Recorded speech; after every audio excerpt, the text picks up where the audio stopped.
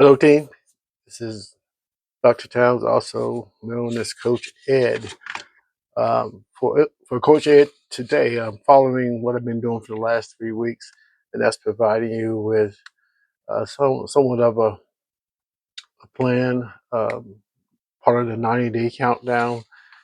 And last week we talked about um, just just getting documents together, just getting things organized, or otherwise you'll find yourself being overwhelmed by a lot of things. And let me stop and say this. I hope that you are taking heed of the information I'm providing you, um, and just give me some feedback. Just in my on my in my Gmail at coachedsolutions dot gmail. If you would just give me some idea of, if you are listening, you're trying some of these things, you have questions, post them on my Gmail account, just so I can get an idea of just kind of where you are, just gauge where you are. Also, see if I am, in some words, satisfying the market, uh, and that gives me an idea of, and give me some ideas of what I need to tweak. If there's some subjects you want me to look into, and God knows I have a lot, but having a lot and not being on target is not what I want to do. Um, so give us some feedback on my in my email. But just to get you started, let's look at this for the third week. Who's in your corner? And college success is not a solo mission by no means. And there are so many moving factors and parts that you need to consider. And I just ask you to start on this journey now. Get on this process now. And you may think, nobody's there. No, college is not like high school, where the teachers are off for 2.5 months. No, this is kind of the busy season when we're gearing up for the hundreds or the thousands of students that are coming in the fall. You're getting ready for welcome week. We're getting ready for we're checking, making sure that all the I's are dotted and T's crossed in the way of admissions, transcripts, applications, and some last minute people who decide they want to try to be admitted.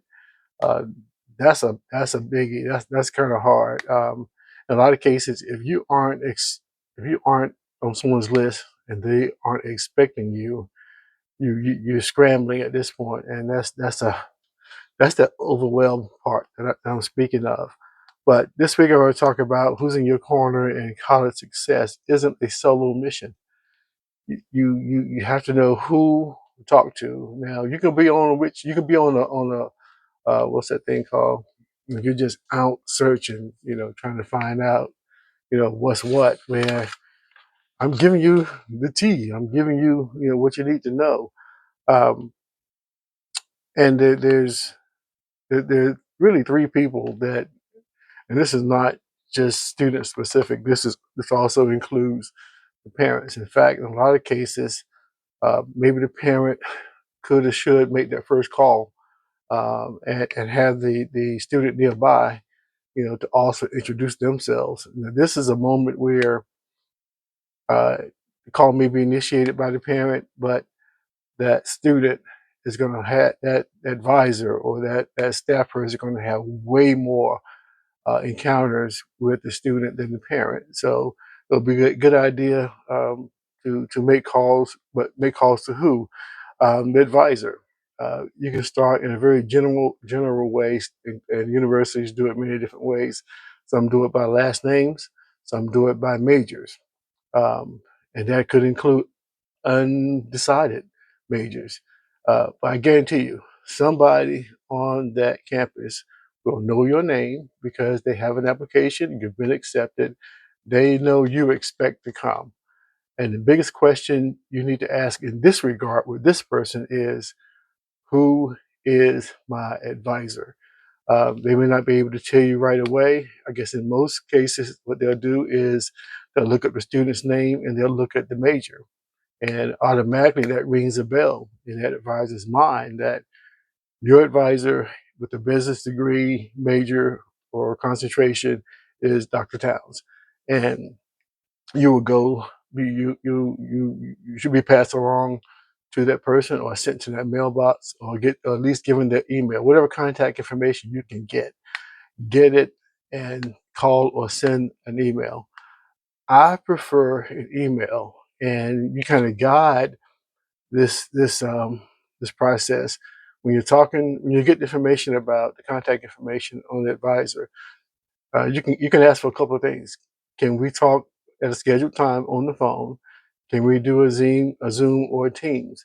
That way, it shows that you are very interested, and you're being politely aggressive in trying to get to know uh, who's going to be dealing with your child, who your child's going to be dealing with for at least 2 years. Some people, some universities will have the freshman class only for 1 year, and then pass, their file or their information along to another advisor. But some people hold them for 2 years, their freshman and sophomore year. What we found, what I've seen is that that second year is also just as important as the first year. So I think a lot of universities are going to holding that particular student for 2 years. Once they have reached 60 credit hours, they then are considered juniors, and that's where you're getting more into your you've taken all of your electives, and you have taken the basic courses. Now you're looking more into career, and at the junior level, that's where you see a lot of pass off. So that advisor person, you want to plan a scheduled phone call, and you want an hour, let's say, or you can do it virtually and just say, let's do a Teams, let's do a Zoom, where you'll have both the parents and the students and the advisor right there on the same screen. It's a great position to be in. It gives you a chance to meet everyone involved, and then you can ask the questions you need to ask. And later on, in fact, I'll make a note of that. Just give you some ideas of what some questions you should ask of that advisor. The next person is, and this could be the same person, either advisor or counselor. Um, I would dare say you have counselors still on that level. That's more on the high school level. You would have a counselor, but they basically do the same thing. But on the college level, it's a little bit more intentional, a little bit more involved, where the expectation is you see that student at least 3 times a semester. I know that may be difficult at a large university, and there are many ways. Some virtual contacts, some Zoom contacts. Sometimes just walking in a class or a student to class and asking questions. Sometimes that can, be counted as an encounter. Uh, and then the next one is, of the three people you're going to be heavily involved with. You won't be involved with this person as much on a daily basis as you will the advisors, and that's your financial aid counselor. Once you get past registration, pretty much that's done. Now, if you owe a balance on your tuition, you may hear from the financial aid office a little bit more. Now, if you are eligible for any financial aid, financial assistance, such as work study, then you will hear more from your financial aid office. Um, but not only financial aid, there's also some scholarships that may be available. The scholarship director that a lot of colleges have are housed out of the financial aid office, from what I've seen. So you may want to really stay in touch with that person. But normally, once the bill is paid, or if you owe money on your tuition, that's probably the only time you'll hear from financial aid. Or if there's a missing document, you may hear from them. But in other ways, it may be work study. It may be some scholarships coming out of that department. I think your internships more come out of the career development, and we'll spend some time on that as well. Now, when you do call or email, um, to be honest with you, I'm more apt to say go with the email. I think you'll get a better response.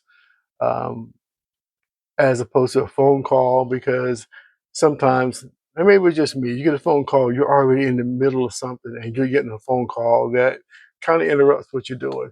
But if you're at your computer, if you as an advisor, you're at your computer and you see an email from Mr. and Mrs. Smith and Ronald, um, you're gonna take a look. Who's this? Who's this? And then they're gonna look at that email and they will respond. I think that's their jobs. Their jobs are to respond to emails in regard to their jobs. So I think you'll get a good um, response from that, um, and give it 3 or 4 days and see if they respond, and then if not, you know, next week I see nothing wrong with following up with another email requesting somewhat of a meeting or introducing yourself. And that's kind of really the purpose, just to show an interest in a very polite way of saying, "All right, here we are. My child's coming your way, and we have questions." And I think there'll be a good time. What also they may send out may be some virtual opportunities. I've been a part of those. I think those are good with the parents and the students. And what I always, most times I see the parents are doing all the talking. I think I've only one experience where I really got to know the student because they kind of ran the meeting and very assertive, and I like those because it gives us a chance to see what kind of student we're going to be involved with.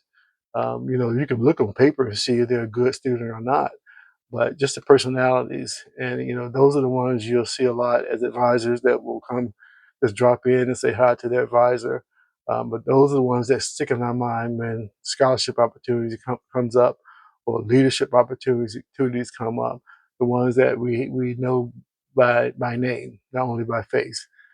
So that's all I have for this particular segment. So what I want you to concentrate on this week would be involving the people that are involved in this whole scenario, this whole mission, and is to let the parent and let the student know that you guys aren't alone. You have someone who's very vested in your child's journey as you are, and this is the best time to get to know them. Um, Once the closer you get to the end of July, mid-July, we're gearing up for welcome week. We're gearing up for move in. We're gearing up for that special day when they finally arrive to campus, and they stay and you go. And it's a good but very emotional moment. But not that anything you do prior to that will take away from that, because it probably won't. But just to let you know that you know you know by doing this, you'll know who's in your corner. By doing this, you'll know that this is not a solo mission, and everybody involved, and that being the parent, the student, and the academic advisor or success coach. They are all involved, all in, and heavily involved. So that's it, guys. I want to bring that to you. We'll be back with you next week, where the topic is going to be on financial aid. Hopefully, I can line up somebody that kind of friend of mine I used to work with that can bring her expertise to this very delicate and important issue of financial aid. All right, guys, this is Dr. T, and I want to leave you with this. I'm going to do all I can for as many people as I can for as long as I can, and I really, really mean that, and that's why I do this. So you guys have a good week. Again, if you have any questions, send those questions to coachheadsolutions@gmail.com. Have a great day.